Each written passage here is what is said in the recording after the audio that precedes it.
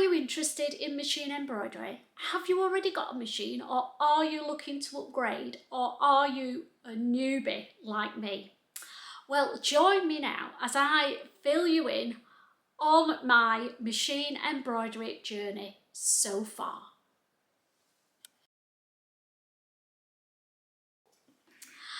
Hi there, I'm Christine the Gemini Stitcher, and welcome to my sewing space. Yes, this is going to be all about machine embroidery. Now, I have wanted an embroidery machine for years and years, and just never had the courage or the finances, if I'm totally honest, to purchase an embroidery machine that was going to do what I wanted it to do, because there are lots of different levels of machine. Now, I've coveted Pfaff machines for a long time. I always bought brother machines as sewing machines, and I sort of fell out with the last one that I had. It was great for a while, but I didn't think it was as hard wearing and sturdy as the older brother machines were, and I was a bit disillusioned with them. So my embroidery journey started with me wanting to simply upgrade my sewing machine. I did my research on that, and I decided that I definitely wanted a Pfaff machine, and they are not cheap. So I just spent a bit of time going on the internet and searching for reconditioned Pfaff machines. I stumbled upon one early one Saturday morning on Sew Centre's site. They are based in Ripon, Yorkshire, and they had a few reconditioned Pfaff machines that were for resale. And as I was looking, I noticed that they had a Creative Icon machine at quite a reasonable price, I've got to be honest. Now, these machines retail new at about the £10,000 mark. I know that's an awful lot of money. No way, no how was I ever going to have a Pfaff Creative Icon. But they had a reconditioned one on their site for £3,500, which is still a lot of money. Well, it is to me anyway, so I hummed and hawed about it for about a couple of hours. I watched a load of YouTube videos about the Creative Icon just to make doubly sure that it was what I wanted, and then I pressed purchase. So there's my Creative Icon. How I've had it now for 6 months, and I just want to let you know how I've got on with it and what I've created with it. Do I still love my Creative Icon? I absolutely do. It is amazing. Now, there's a caveat here. I cannot compare it to any other embroidery machine because it's the first one I've ever had. A lot of people swear by brother embroidery machines, and it's a personal thing, I guess. They are the market leaders, apparently, on embroidery machines. But I wanted a machine that would be a good, sturdy, hard-wearing sewing machine and the add-on of embroidery. So because of that, I stayed away from brother because I'm not particularly enamoured with them as a sewing machine. And that's the only reason. So, what do I think of Pfaff so far? I love the IDT system, which is their built-in walking foot. Yes, a built-in walking foot. I love all the stitches that the machine has. It does all sorts of little things that you never thought of. It's so intuitive and electronic. So if you're after something that's basic, then don't get the Creative Icon. It will blow your mind. But I love enjoying, I love learning new things, and I'm learning loads from this sewing machine. But we're here today to talk about it as an embroidery machine. So let me tell you about what I've made so far on my Creative Icon. The very first thing that I made was an embroidered butterfly to go on my laptop bag. There it is. Beautiful, beautiful butterfly. And I sat there and I watched my machine embroider out this butterfly. Now that took a good hour to do. And you can walk away from them and leave them and come back. You can download an app on your phone and go and do whatever you want, and it tells you when you need to go back to your machine. But I'm not confident, even 6 months down the line. I like to be there and check it's okay, stroke it every so often, tell it how well it's doing. I'm not comfortable leaving it. But that was the first thing I did. Now that pattern comes as one of the patterns that are built into your machine. So you've not got to purchase the pattern. There are a lot of designs in the machine already. And I'll just grab the book and show you a few of them. So this is the book that you get with your Pfaff machine. And it's the embroidery book. And it's that thick. And it's full of embroidery designs that are already built into your machine. So let's have a look at a few of them. I mean, look at that one. Absolutely love that pattern. Now these are just template designs. They are not projects like a bag or anything like that, but you can incorporate them into anything you like. So there's a few butterflies. Love a good butterfly. There's the butterfly that I put on my laptop bag. Definitely want to do that poppy. Probably on a cushion. Quite fancy the idea of that on a cushion. So yeah, I could spend all day looking through this, and indeed it's on my coffee table, and I spend lots of time when I'm having a quick brew in between sewing. I have a look through this because I'm quite sad. It gives me inspiration, and I love a lot of the designs in here.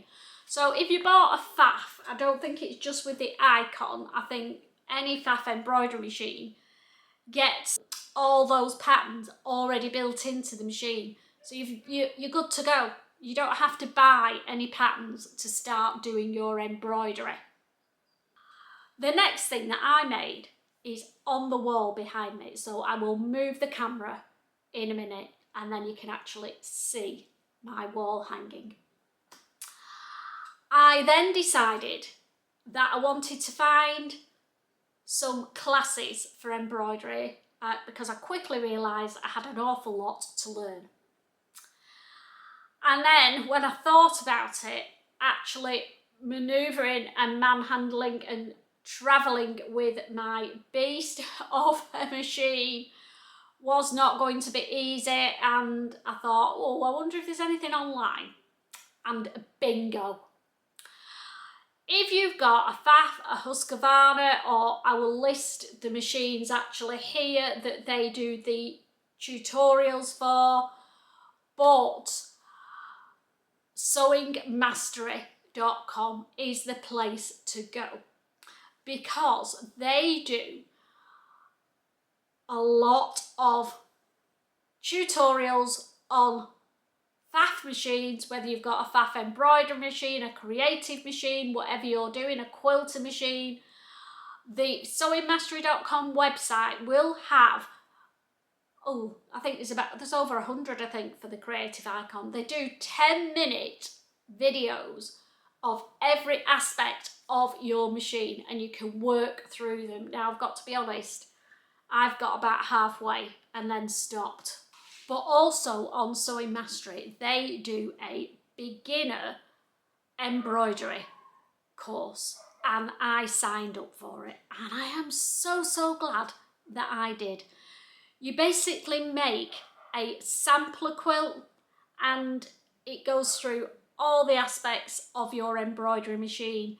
It does do it for the Pfaff, I think it does for the Husqvarna Viking and a few others as well. So you choose the machine that you're going to be using and it is specific to your machine. So I'll just alter the angle of the camera and then you can see my sampler quilt that I made, pride of place, on my wall in my sewing space. See you in a minute. So here we go. This is my sampler quilt that we did on the embroidery course. So the centre form a daisy. So you learn how to do embroidery applique with that and how to do them on a tile method, because your tile method is you're putting them all together. Then at the top corner there, we've got some more embroidery applique where it is a little beehive. Then the next one along has got some bees on it in a simple, that was the first one that you did, I think. It's got bees on it in a simple pattern. The next one along is some landscape embroidery. We've got another bee one. One of my favourites is the daisy pattern there. And that one is a lot of cut work embroidery, which really enjoyed doing. We've got some lace, you can't really tell, but that one there is done using lace work and it's a freestanding butterfly that I've sewn onto it. And yeah, it covered every sort of embroidery that your machine can do. We did some confetti embroidery, which I've got to be honest, I wasn't mad keen on. So I've not included that in my sampler quilt.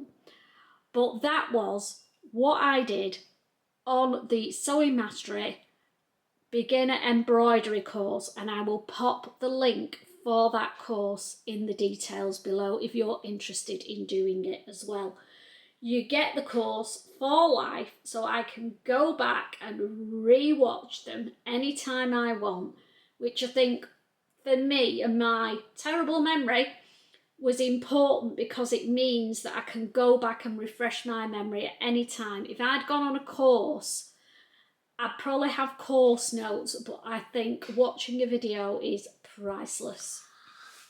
So yeah, once I'd done that course, oh, I was buzzing, I was good to go. I learned an absolute shed load of information from it and was well worth the money. So if you've got an embroidery machine that's languishing in its box and you're scared of it, you don't know what to do with it, you need some inspiration, I highly recommend checking out sewingmastery.com. It has taken my embroidery skills from strength to strength.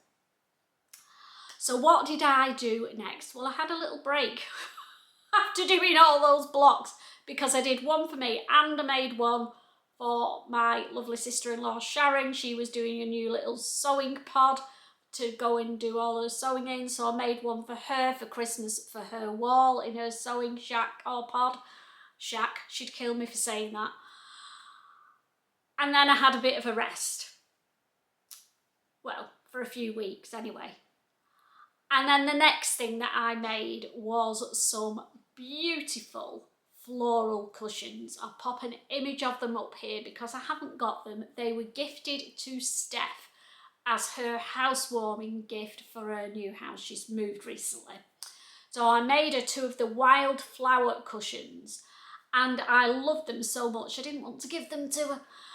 So I'm going to make some more of those. They're on my makes and plans list. If you follow me on a Monday, they're definitely on my makes and plans, and I'm working on 4 of those for my garden room at the moment. So they were a really good make. I got the pattern from Sweet Pea Designs and I will again pop the link for that pattern below. So what did I learn when I was making those cushions? It was interesting because the flowers overlap the borders in parts, so I was interested to see how that works. So the actual background fabric and the borders are all sewn in the hoop, and the embroidery flowers are sewn over the top.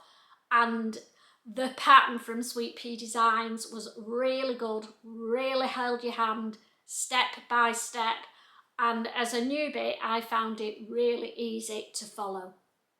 So loved that pattern and still do, because I'm still making them.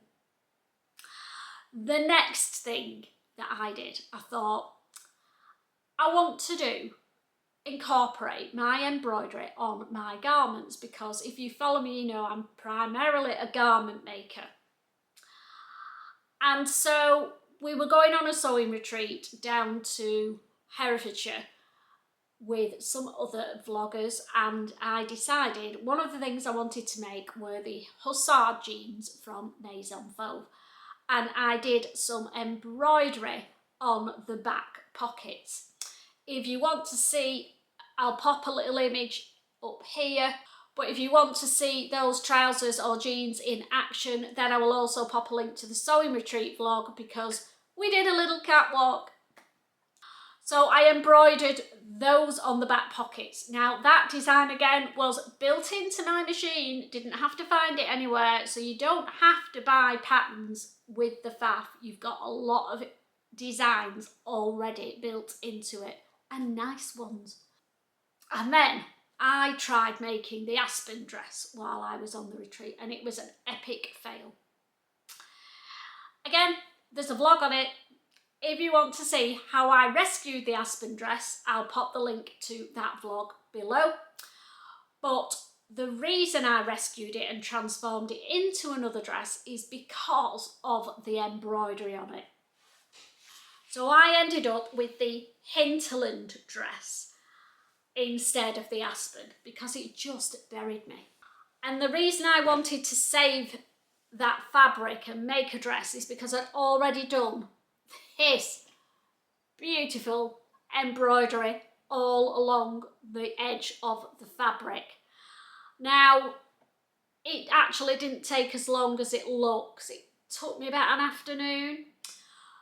So again, this pattern was built into my Pfaff machine, and I had to learn something called precise positioning, because the panel is probably about 5 flowers or stems long, and then it repeats. So once you've embroidered it once, you've got to take it out of the hoop, haven't you? And then line it up again. Well, with the Pfaff, there's something called precise positioning, where when you put it back in the hoop, you can actually line it up, and it's not as hard as it looks or sounds. The precise positioning is done in 3 steps. On your machine, you press the precise positioning button, then you move it to on the screen image where you want your embroidery to start from. So right to the beginning of the embroidery, obviously, with this one. And then the next step is you start lining it up on your actual hoop. So you line it up to where on your fabric you want it to start. And it's as simple as that, and away it goes. And that's the result. And I've made a dress, so I'm happy with that, because I didn't want my embroidery to be separate from my garment making. I wanted them to overlap, and I'm incorporating it into my garment making. Obviously, I don't want to go OTT and be total embroidery crazy with my garments, but if I think it looks nice on it or will look nice, then I will use it. Then I decided I wanted to make a bag in the hoop, and in the hoop means that all the sewing is done on your embroidery hoop, not embroider a panel and then make a bag as a normal sewing machine. You do it all in the hoop, and it was a bit of a learning curve, But this, baby, is what I made. Again, it's a sweet pea design, and I learned how to do fringing on the flowers. I've done cut work, I've used pleather and embroidered it onto pleather, and done some cute embroidery on the bag, sewn the zip in the hoop. Everything was sewn in the hoop, and you ended up with this. Oh! So again, it's a sweet pea design, and I will pop the link for this design below. Don't be scared of it. I did this in a couple of afternoons. You need quiet time. You don't want any distractions, to be honest, when you're learning something, and certainly not when I'm learning how to do different embroidery techniques. But you can do it. I've been embroidering and playing around for a few months, and this is the result, so I'm well chuffed with that. And then the last thing that I'm working on, that I'm currently working on, is I've decided I want to make my first embroidered quilt. Yes, you can do quilting on it. And Sweet Pea Designs are doing a block of the month, so one block every month. It started in January. I come to the party late, that sounds normal to me. And I've just done January's, and this is the panel that we've embroidered for January. So it's a tile method again. There are 4 panels to it. So you sew 4 of these panels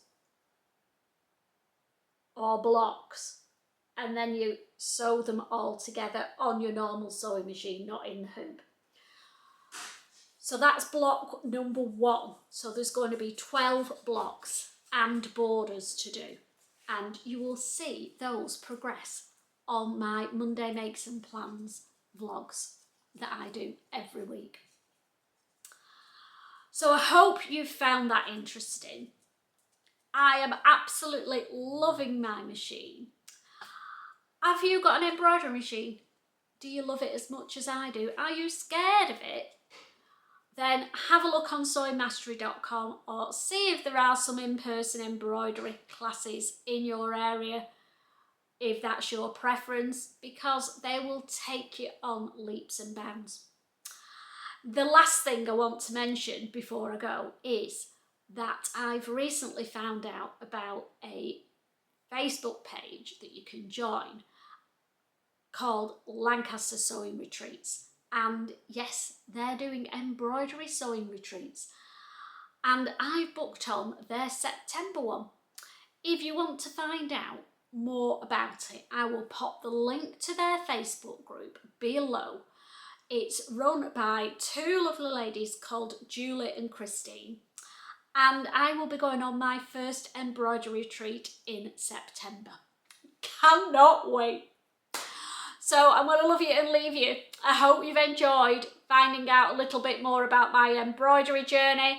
And if it's something that you like watching, I may do another one in 6 months' time and show you my progress.